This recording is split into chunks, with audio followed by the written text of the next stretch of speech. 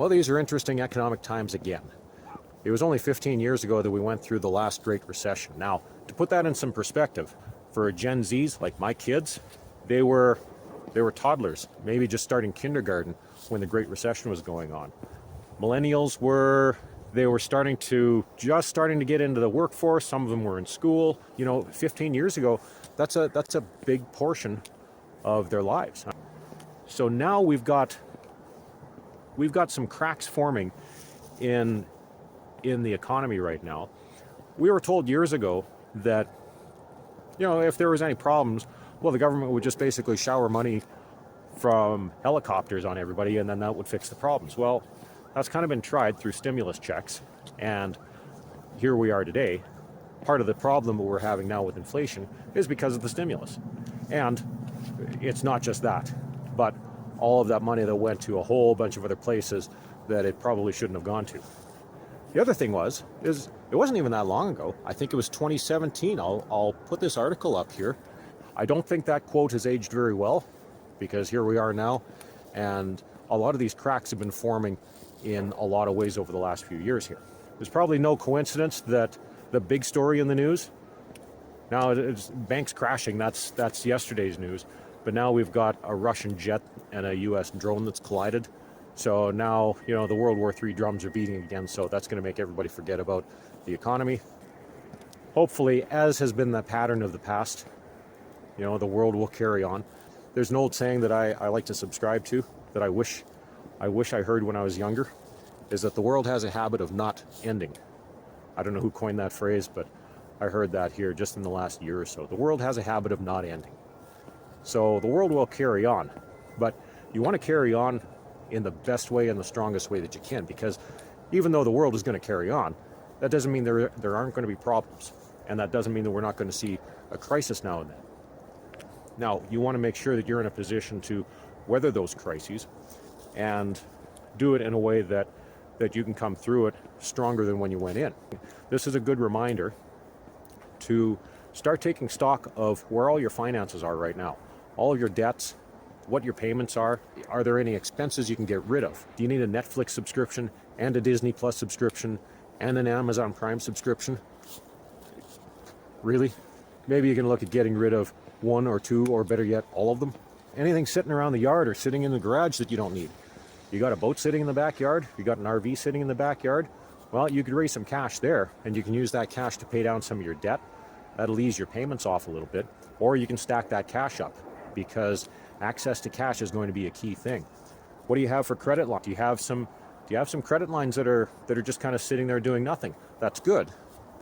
You want to know what the payment terms, the repayment terms, and the interest rates are on those, in case an opportunity comes along. If an emergency happens and you need to lean on those lines of credit, you still want to know what the payment terms are, because you don't want to be going to those as a first resort. So it's a backup plan if you need it. But if you need it to float you through to getting another job perhaps, then it's something to look at. Also, think about how much cash do you have, and how much do you have access to, even in your retirement funds? And how easy would it be to access your retirement funds? What's it going to cost you in terms of holdback taxes on those retirement funds in case you need it? It's a last resort, but in case you need to, you want to know what it would cost. Look at what you got for cash savings. Where are they stored? Which banks are they with? So you might want to spread them around a little bit. And you might also want to check the deposit insurance plans for the US, that's the FDIC. Canada, it's the CDIC. Check their websites out and get to know what they cover. I believe in Canada here they cover $100,000 of deposits, so that doesn't include your retirement savings or mutual funds or anything like that. In the United States, I believe that the FDIC covers $250,000. Check that for yourself and get to know it. If you're fortunate and you're in a position where you've got that much money and those limits are a concern to you, well, that's good, but you should still probably look at spreading them around a little bit.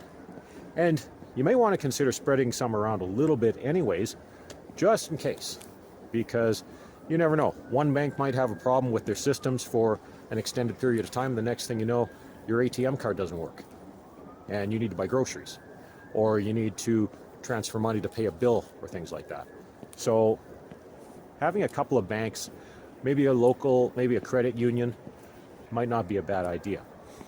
Right now in our inflationary times, cash is rotting, but you still need cash to buy groceries and to pay your rent or your mortgage, things like that. What do you invest in? Well, let's make sure that we're all solid on where we're at right now. And if you've got extra money to invest in, then that's good too, because there's going to be some deals to be had, because usually when there's a crisis, a lot of things go on sale. So that's going to be toys. So RVs and boats, they're going to go on sale. Those will be some of the first things to go on sale. At some point, secondary property, so a lake lot or a cottage. Those, anything that people don't need, those are going to go on sale. And then after that, the very last thing that people will sell is a house. So that's another thing too. If you're in a position, like if you're not married to your house, you probably have a ton of equity in there. Now, if you want to stay, and you've planted your stake and you said that I am staying in this house till I die. Okay, well, consider getting a HELOC on it. And the only reason to do that is just, again, so you have access to some cash. I'm not saying to use it, and I'm not saying to eat it. I'm saying for a time where you have an emergency or some great investment opportunities come up, you've got some ready cash. You don't need to apply for it. You just write a check on it and you're in. All right, so having access to some cash is key. But make sure that you're ready first. Get control of those expenses, stack up some savings, kill some high interest debt. Hopefully those tips there kind of get your mind started, and you go into this period of time that we could be going into with a mindset where you can kind of be the eye of the storm. You can be calm. You can keep your head on straight, and you can get yourself, your family, and the people that you care about through this situation, and you can be in a position to help them out. So hope those tips help you out. Let me know what your thoughts are in the comments, and in the meantime, take care. See you next time. Bye for now.